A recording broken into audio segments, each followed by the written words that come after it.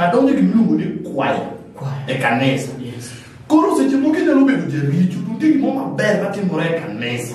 Ma i mangiano yui, ma culi ricio, ma che mi canesa. Anwere manugula e pen mukila.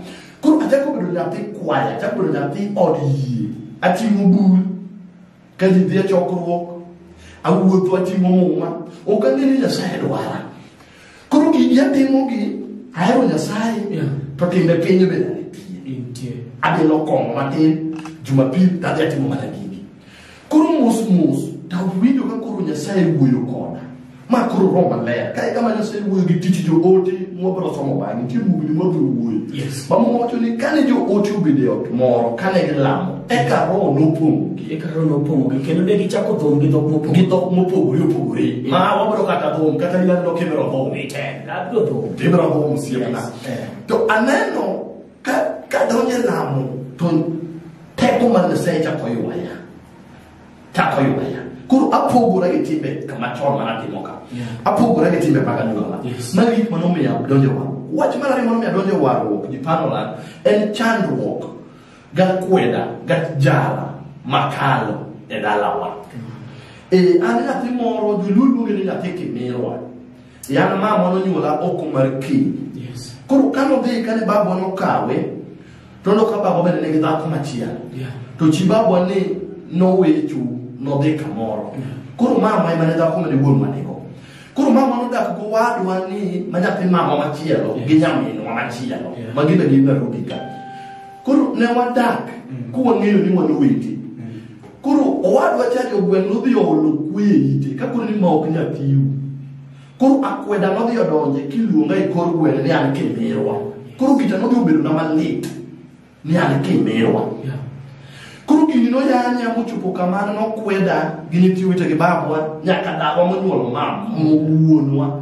dawa mo nyolo babwa no ko do wara ni okan kotu gudi kuru gini no dio yiwanya me chigi ngiza sai kuru na fungu sa mekali ya malit to yiwe me chigi ngiza sai muchupo kamano na de dera makao pala adebelo weti yen mono mi ti ma chungwa moro mono mi ato to mama bore kwen no biru kuna ni kito to amene tiu neno mane gi manyalo pa to najo ni kale sai doala mana wuok dala abedo mabiro na rubi ko waru sio ma pra chako yalo o chako makali na rubi ka kama ene jikwa mo gajiwanga mano story mara Pastor Elvis mabende wan godo e studio kaka uona malungo ni low lifestyle show mabende kila recorder saje panora por wadi mbele nikechweche moko ko patek masamoro nyalo tami e duoko moko bende tek moko bende lit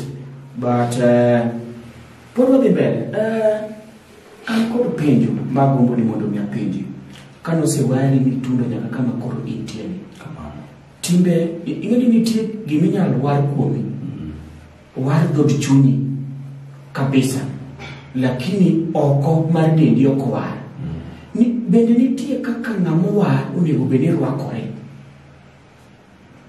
kitruakruoka iwacho kata an kopo na rwakora matwado fitting to kata ka ng'ato nena katwado wuoth e dieri iwacho ni aluwa chitwedi lakini oko en mari gine mari gikayo. Do you understand? Ko penjona enia nitie kako poni jalemo onego beni rwakore kata ngamo war nitie kako onego beni orwakore. Mano penjo maber ahinya kabisa. Gima sani tamo vijende matindo ma age nani ne kitokati ahinya. Yudo wach Nyasaye en wacho warruok ka. Warruok ka podamu warruok ok en twech. Warruok ok en jela. Upaki Yeso warruok nitie gik mogolo kuomi to nitie gik be momedo kuomi warruok ok nyal tami bedo masmart no wari to kati je chodi kati je komo kati je kuo kati je wuoro te ogolo medung mumu ne kapati tieni okogolo kuche okokuomi bende okogolo chodi okokuomi amen kendo sani gibede na fona ne chuo masano ero nyiri maroko lewni madongo mai gole nyiri to nyiri maroko lewni mafete yes Amen. Nikech gineno ni baka sile kuin ba. Ni badongo gi tigi mage pando. Tigi mage pando. To ni mo ko ma fitting to gijo golo de te ina ma kai no kecho kete. Inyalo koro joma cho wacho ni ma jali ni e chiro. Ma jali ni e chiro. Yes. Koro waru nkutami bedo masmart. Kana kunga donje waru kata mokuongo na nge shagi ni waru. Odwaro joma irwako law maduong' na ngi longe moko madongo ma king'ado to inyalo kongo longe gi ariyo. Mozo na ngene waru ken gimoro ma okonega bed muyuno konega liel wiya maber chiemoro be man liel wiya anege style man liel wiya ka uno beto yuno matin abiro dugi studio ni ka liel maber ka liel maber ma pastor moro kuna ni ma ok waru. Yes. Nikech gine noni ngamo warore okonego liel wiye style moro maro punk moro maro mohok maber ngamo waro okonego go perfume ngamo to gimere koni giparo ngamo waro okonego bed masmart manyengo japiny mondo japiny onge ni kare warruok nikech piny ruoth puodho en ler. Tawinjo ka jo Kisungu bende wacho ni cleanliness is next to what? To godliness.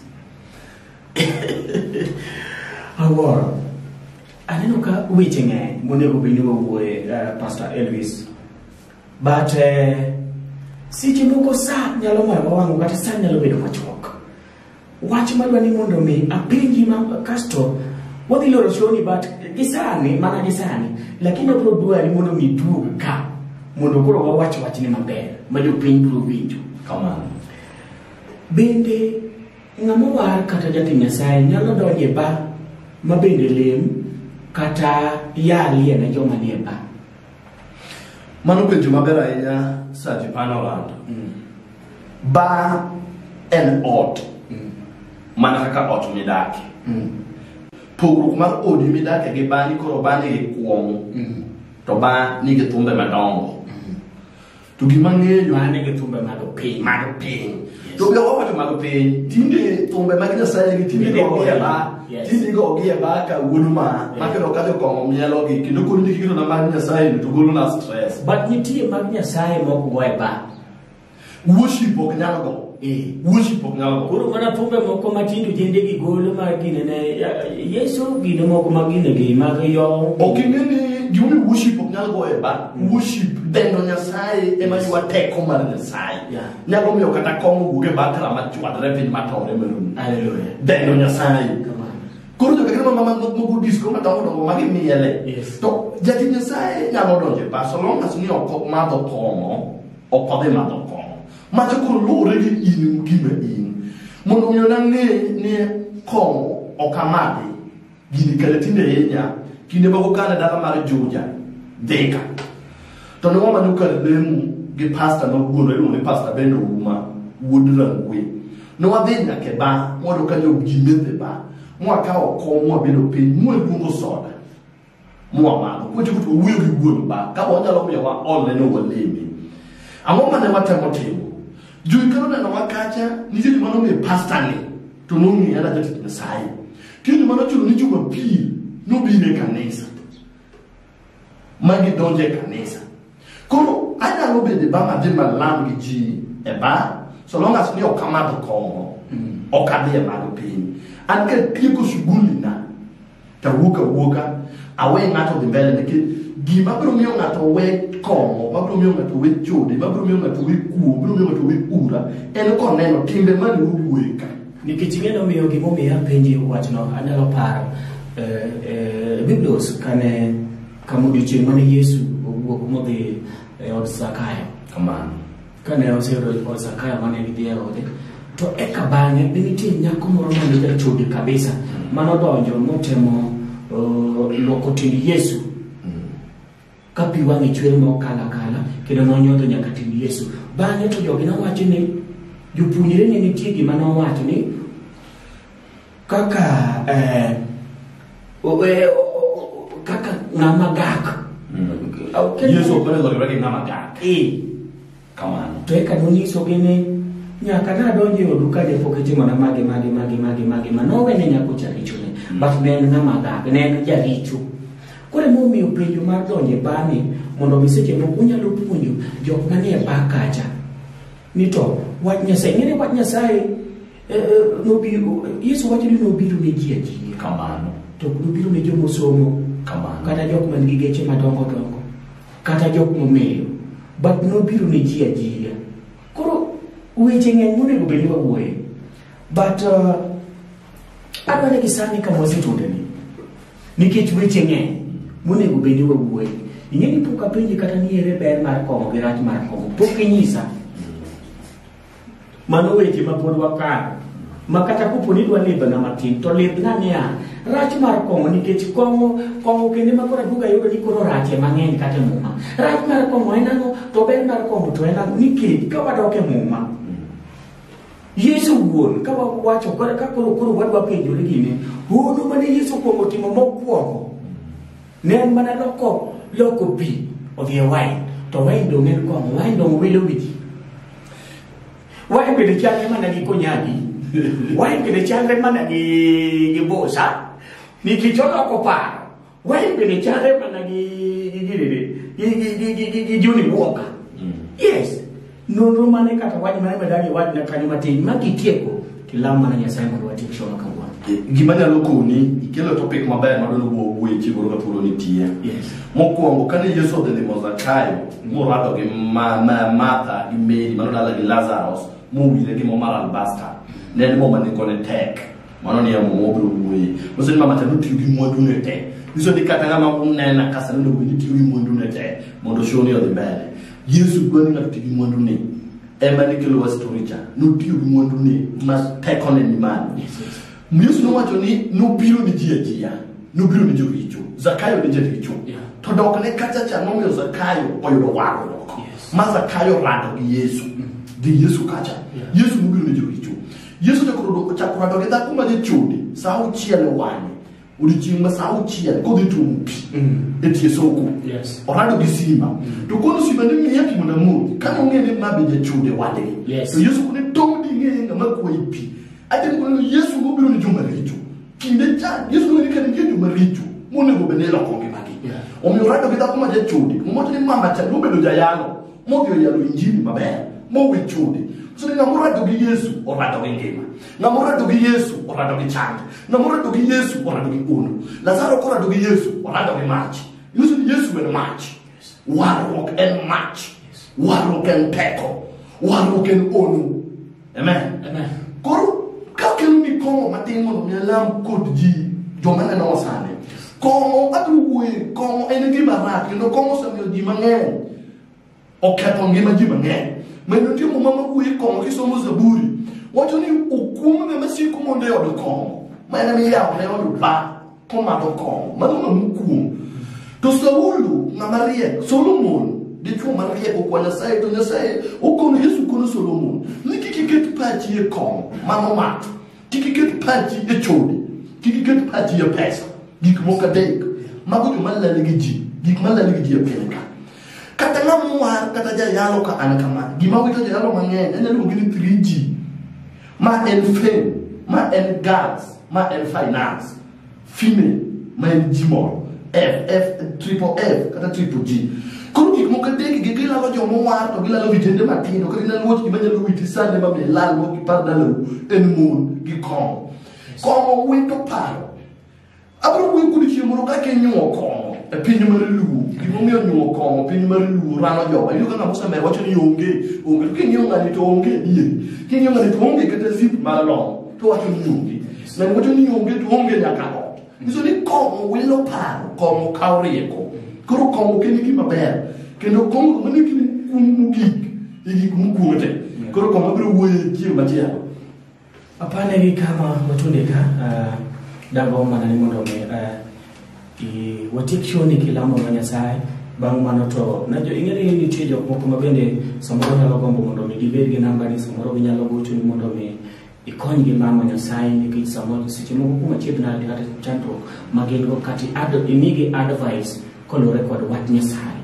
Koda mondo mi imigi chiw namba gi, ichiw namba ni, kisechiw namba ni mondo mi joneno marwa kawuono mondo mi okaw namba ni bang'e uti kod lemo.